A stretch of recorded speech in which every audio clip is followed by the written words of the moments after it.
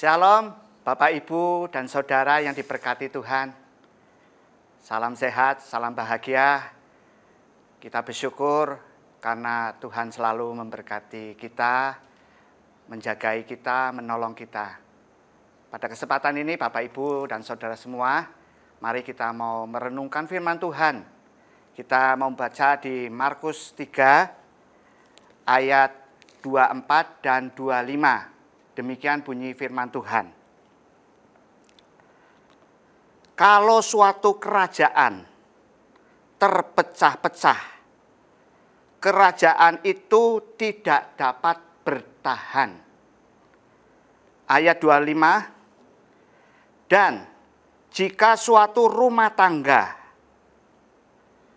terpecah-pecah, rumah tangga itu tidak dapat bertahan. Bapak, Ibu, dan Saudara, dari ayat yang kita baca ini, kita dapatkan tadi rumah tangga itu juga disejajarkan dengan pemerintahan.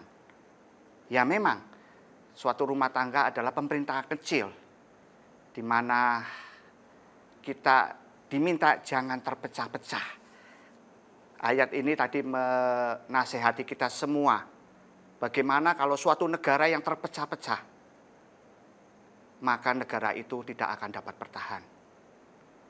Dari firman ini di Markus 3 ayat 24 khususnya, mari kita sebagai anak-anak Tuhan yang hidup di Indonesia, kita terus doakan bangsa kita, biar ada damai sejahtera, ada kerukunan, dan biarlah NKRI terus dijunjung tinggi oleh seluruh bangsa ini, supaya kita dapat maju, kita tidak terpecah-pecah, tapi kita bersatu untuk kemajuan bangsa ini.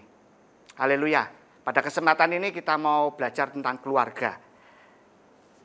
Tuhan inginkan jangan terpecah-pecah. Kalau kita merenungkan keluarga yang terpecah, ada 3 hal Bapak Ibu, kemarin saya coba renungkan, bisa terjadi. Baik itu pemerintah maupun keluarga, kalau terpecah-pecah, itu tidak akan ada berkat Tuhan. Tuhan Yesus telah berfirman di Mazmur 133, Tuhan mengendaki adanya kerukunan. Adanya kerukunan, Tuhan akan mencurahkan berkat-Nya. Di dalam kerukunan tersebut, Tuhan akan mencurahkan berkat-Nya. Mari, jangan sampai kita terpecah-pecah. Dan yang kedua, dikatakan, saya coba renungkan, kalau keluarga yang terpecah-pecah tersebut, yang akan menjadi korban yang paling besar adalah anak-anak. Di sini saya sebagai salah satu Kahalkit mentor ingin berpesan kepada Bapak, Ibu semua. Ayo kita kasihani putra-putri kita semua, anak-anak kita. Jangan sampai terpecah-pecah, karena korban yang terbesar adalah putra-putri Bapak, Ibu semua. Dia tidak bisa apa-apa akibat terpecahnya suatu keluarga. Dan dia menjadi bingung, susah, sedih. Dia menjadi korban kalau sampai terpecah-pecah.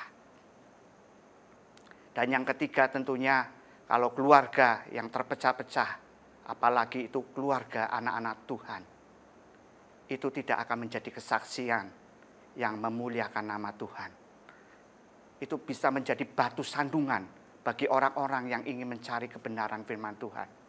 Mari kita mau menjadi keluarga yang boleh dipakai Tuhan untuk memuliakan namanya, untuk menjadi teladan, menjadi contoh, menjadi terang bagi keluarga-keluarga orang-orang yang belum mengenal Tuhan. Haleluya. Sekarang kita mau renungkan lagi, belajar lagi, bagaimana supaya keluarga tidak terpecah-pecah. Bapak Ibu, Tuhan ajarkan tentang mezbah. Dan kalau kita berbicara tentang keluarga, ayo kita mau dirikan mezbah bagi keluarga kita. Artinya apa? Ya, kita sekeluarga, baik itu bapak, ada ibu, dan anak-anak, ayo menyediakan waktu setiap hari, berkomitmen bersama, merenungkan firman Tuhan, berdoa bersama-sama dalam satu keluarga tersebut. Tiap hari, itulah mezbah keluarga. Memang Bapak Ibu, saya mengalami waktu-waktu yang dulu sebelum berkomitmen untuk mendirikan mezbah keluarga, itu masing-masing kita, baik saya sendiri maupun istri maupun anak, masing-masing mempunyai waktu yang tidak bisa diganggu seakan-akan. Sehingga kita untuk berkumpul menyediakan waktu untuk beberapa menit saja untuk bersama-sama merenungkan firman Tuhan, berdoa bersama-sama, itu sangat sulit. Tapi puji Tuhan, karena saya rindukan dan saya minta Tuhan tolong, Tuhan, saya rindu Tuhan. Di dalam keluarga saya ada mezbah keluarga yang boleh didirikan. Kami mau bersama-sama merenungkan firman Tuhan. Kami mau bersama-sama bersama istri dan anak-anak berdoa bersama-sama. Dan puji Tuhan, sampai hari ini Tuhan tolong saya, tolong kami. Meskipun kami berpergian bersama-sama, tapi di hotel tempat kami menginap pun kami tetap Tuhan tolong untuk mengadakan mezbah keluarga. Haleluya. Melalui kesempatan ini saya dorong, karena saya mendapatkan banyak manfaat dari mezbah keluarga tersebut. Dari mezbah keluarga secara anggota keluarga, itu Tuhan bawa pertumbuhan rohaninya. Dan melalui mezbah keluarga tersebut, kita itu semakin disatukan sebagai satu keluarga. Suami istri, anak-anak dengan orang tua, kakak dan adik semakin disatukan di dalam mezbah keluarga tersebut. Haleluya. Poin yang kedua, bagaimana supaya keluarga tidak terpecah-pecah? Saya coba merenungkan, kita biarlah masing-masing kita sebagai anggota keluarga minta Tuhan ajarkan kasih-Nya, bukan kasih manusia, tapi kasih-Nya, sehingga Dia akan menutupi segala sesuatu. Kalau ada yang terluka dengan anak, dengan suami, dengan istri, tapi karena kita minta kasih-Nya, kasih Tuhan, itu akan menutupi keterlukaan yang mungkin tidak disengaja itu. Yang coba iblis mau masuk untuk memecah keluarga tersebut. Tapi kuasa kasih Tuhan itu menyelamatkan keluarga tersebut tidak terpecah-pecah. Kasih Tuhan itu diajarkan oleh Tuhan di dalam 1 Korintus 13 ayat 4 dan 8. Saya minta nanti Bapak Ibu bisa ambil Alkitab saat ini, buka Alkitab dan baca 1 Korintus 13 ayat 4 dan 8. Bapak Ibu baca sendiri di rumah masing-masing, dan saya mau naikkan satu pujian mengiringi Bapak Ibu membaca firman Tuhan. Kasih itu lemah lembut.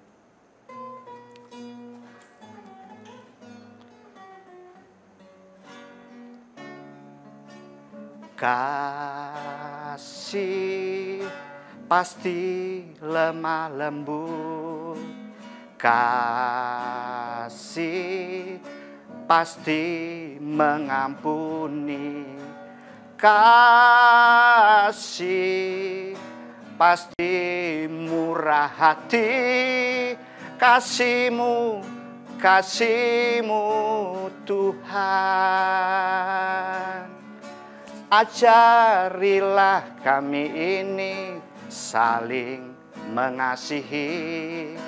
Ajarilah kami ini saling mengampuni.